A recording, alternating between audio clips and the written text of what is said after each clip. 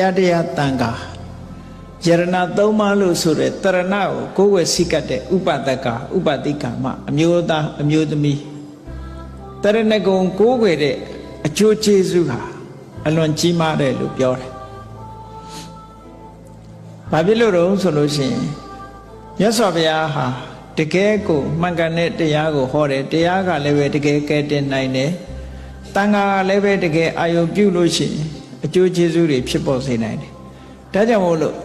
ဖရာတရားတန်ခါကိုကိုယ်ွယ်စိကတ်လို့ရှိရင်တဲ့မြတ်စွာဘုရားယေကေစီဗုဒ္ဓံတရဏံကတာတေနတ္တေခမိတ်တန္တိအပါယပုမေ